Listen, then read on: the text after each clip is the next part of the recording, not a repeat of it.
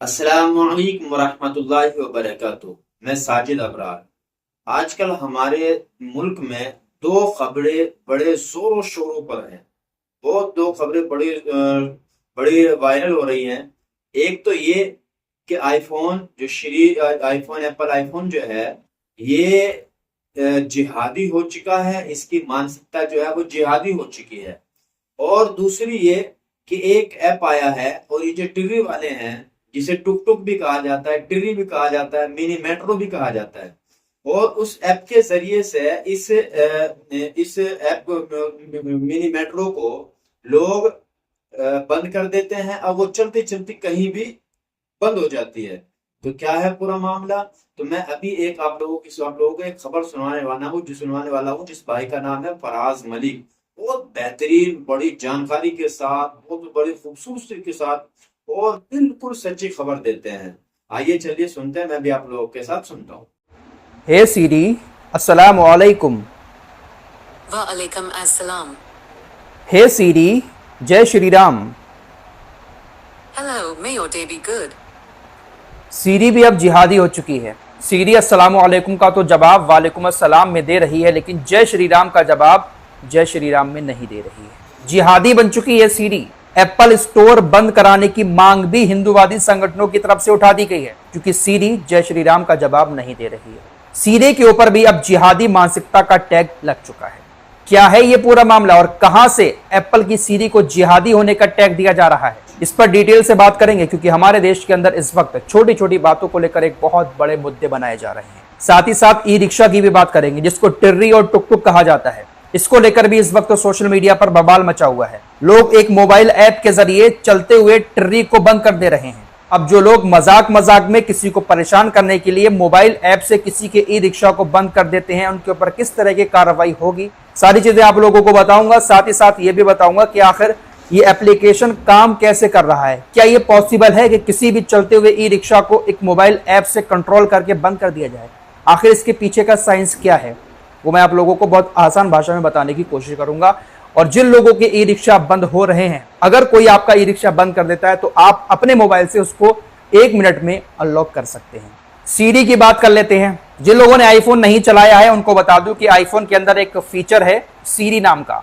आप अगर बोलेंगे हे सीरी अस्सलामु अलैकुम, वालेकुम अस्सलाम, सीरी से आप कुछ भी पूछेंगे उसका जवाब सीरी सामने से दे देता है। सीरी को आप सलाम करेंगे कि हे सीरी अस्सलामु अलैकुम, तो सीरी सामने से जवाब देगी वालेकुम अस्सलाम। लेकिन अगर सीरी से आप कहेंगे जय श्री राम, तो सीरी पलटकर जवाब नहीं देती है। जैसे हिंदुओं में होता है ना, आप किसी को जय श्री राम बोलते हैं तो सामने से वो भी जय श्री राम बोलता है, लेकिन सीरी इसका जवाब नहीं दे रही है। अब ये मामला मध्य प्रदेश के उज्जैन में उठा है। एक दक्षिणपंथी कार्यकर्ता ने एप्पल के वर्चुअल वॉइस असिस्टेंट सीरी पर हिंदू विरोधी होने और एक सुनियोजित जिहाद का आरोप लगाया है। इनका कहना है कि सीरी भी जिहादी मानसिकता वाली है और जिहाद फैला रही है।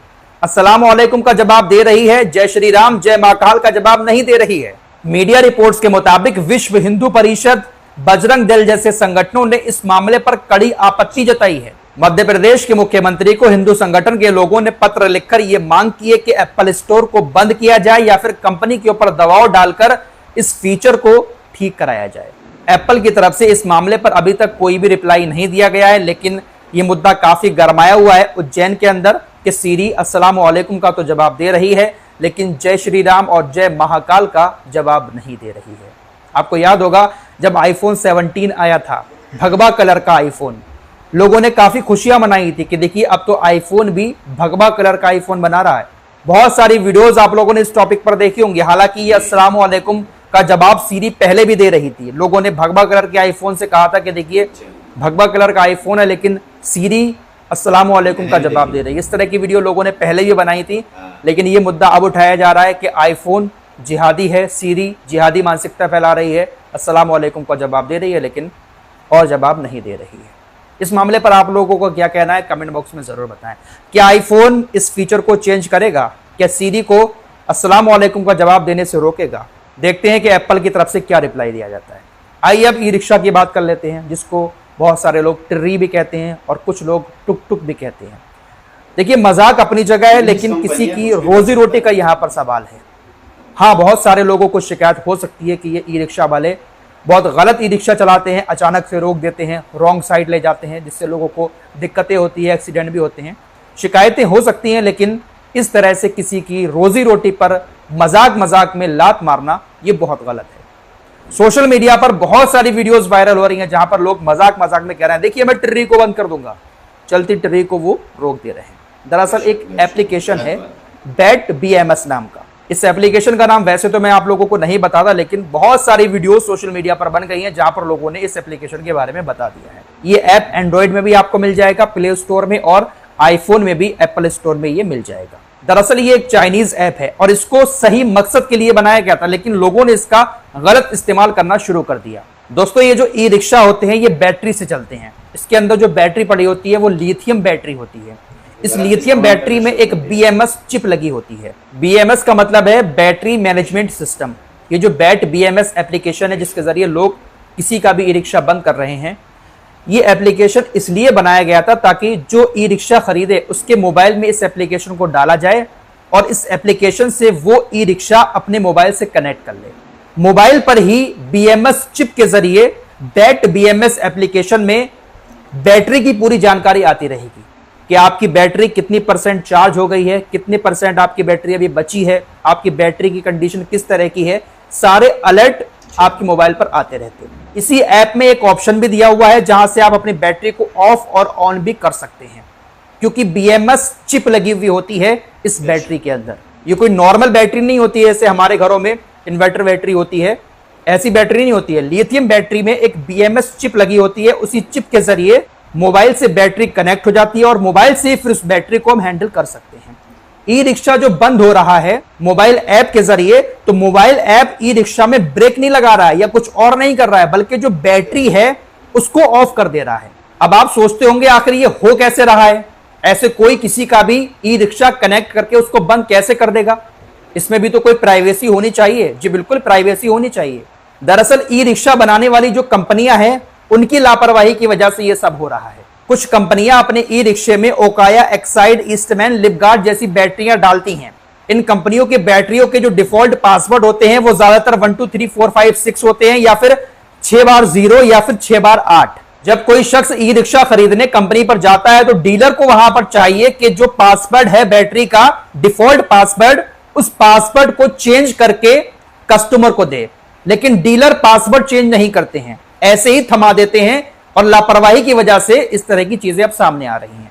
जो महंगे वाले ई रिक्शा होते हैं जिसमें अच्छी कंपनी की बैटरी पड़ी होती है उसमें डिफॉल्ट पासवर्ड आता है, लेकिन डीलर की लापरवाही की वजह से पासवर्ड चेंज करके डीलर कस्टमर को नहीं देता है।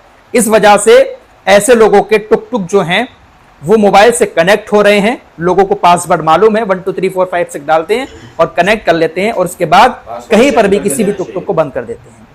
इसके अलावा जो और टुक टुक बंद हो रहे हैं वो सस्ते वाले हैं।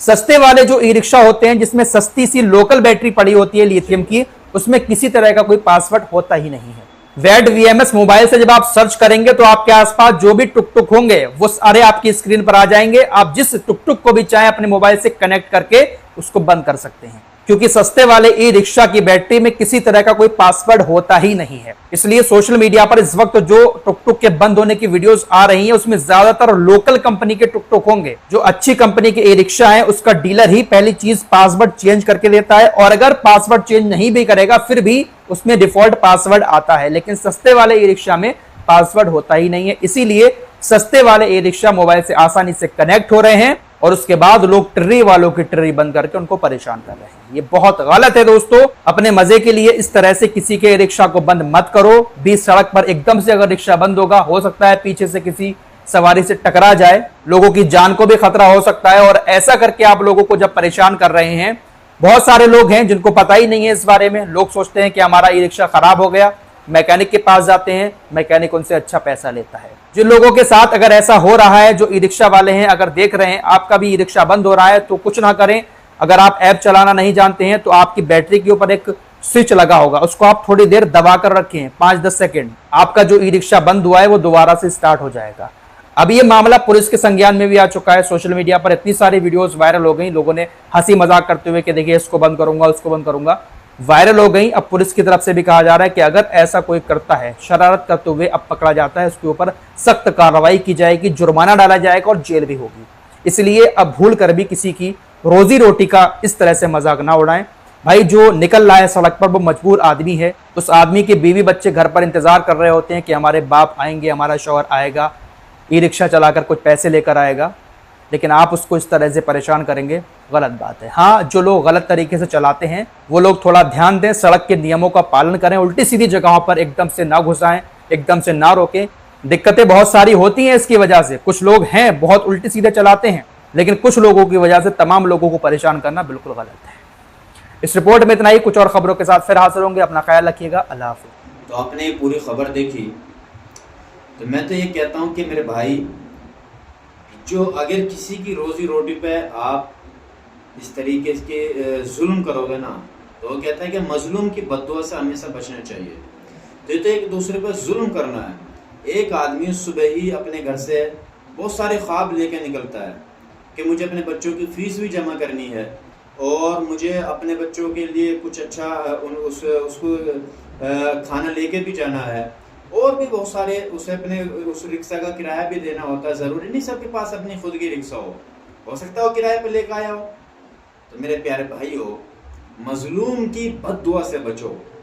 मजलूम की जो बद्दुआ है ना, वो सीधी अर्श से टकराती है जाके, और जो दुआ बद्दुआ अर्श से टकराती है अल्लाह सुनता है। तो जिसकी अल्लाह सुनेगा, तो मेरे प्यारे भाइयों क्या बताओ, क्या उसका जो अल्लाह है बदला लेगा या नहीं लेगा।